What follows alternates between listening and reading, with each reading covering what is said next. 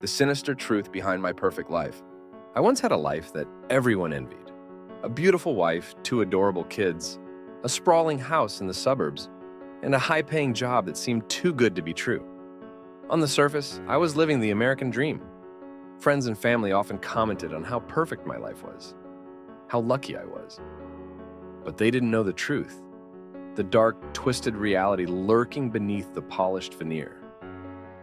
My name is Mark Lawson, and this is my confession.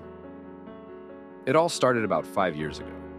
I was working as a mid-level manager at a marketing firm. My career was going well, but I was hungry for more. More money, more recognition, more power. That's when I met him. His name was Richard, an enigmatic man who seemed to have the Midas touch. He was a consultant brought in to streamline our operations, and from the moment he walked into the office, he commanded attention. Richard was charismatic, brilliant, and had a way of making people feel like he was their best friend. We became close, and I confided in him about my ambitions. One night, over drinks, he offered me a proposition that sounded like a dream come true. "Mark," he said, his voice smooth and compelling, "I can help you achieve everything you've ever wanted. Wealth, power, influence. It can all be yours. But there's a price." I should have walked away then. I should have known that nothing comes for free, especially not from someone like Richard. But I was blinded by my ambition. I agreed to his proposition without asking too many questions, a decision I would come to regret more than anything in my life. The first change was subtle. My boss suddenly took an interest in my work, giving me high-profile projects and praising my ideas. Promotions came quickly, and within a year, I was vice president of the company. My salary tripled, and I bought a house that looked like it was ripped from the pages of a luxury magazine. At home, things were just as perfect. My wife Emily was more loving and attentive than ever. Our children Ben and Sarah seemed to thrive in this new environment, but there were signs that not everything was as it seemed. I started having strange dreams, vivid and disturbing. I saw Richard in those dreams, watching me with an unsettling smile. Sometimes I would wake up in the middle of the night, drenched in sweat, with the feeling that someone had been in the room with me. I brushed it off as stress, the side effect of my newfound success.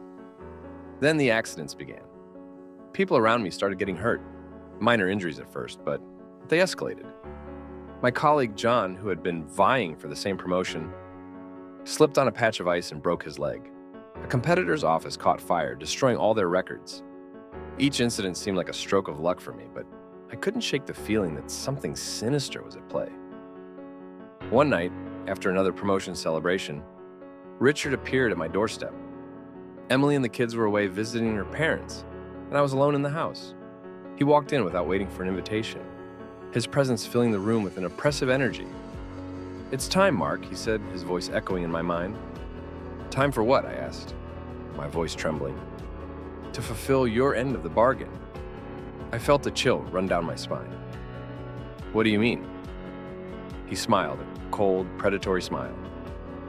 "You didn't think all this came for free, did you? It's time for you to give back. I need you to do something for me. Something that requires a certain level of commitment." "What do you want?" I whispered, fear gripping my heart. "There's someone I need you to get rid of," he said, handing me a photograph. "His name is David Carter. He's a problem and I need him gone."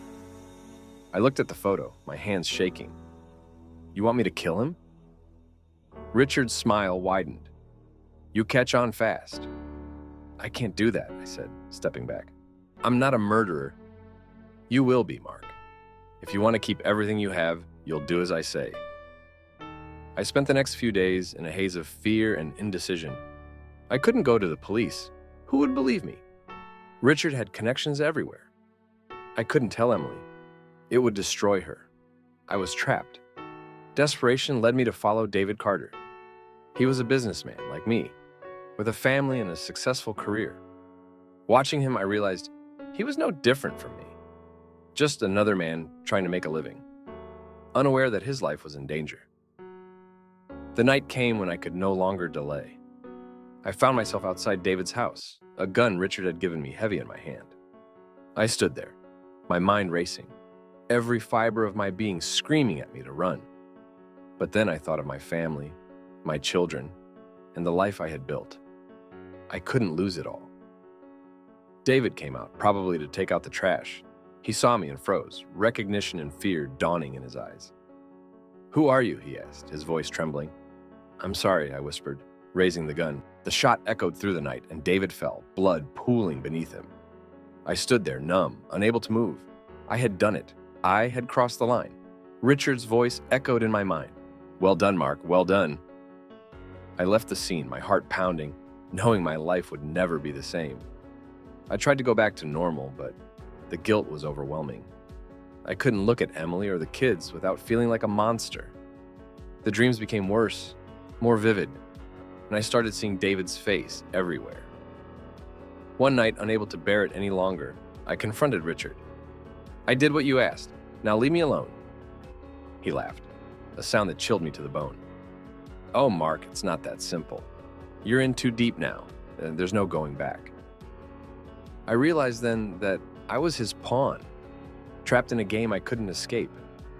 My perfect life was a facade, a prison built on blood and lies. I've lost everything that mattered. My family, my sanity, my soul. I'm writing this confession because I can't live with the burden any longer. Maybe someone will read this and understand. Maybe they'll find a way to stop Richard before it's too late for them too. As for me, I've made my choice. I can't go on like this.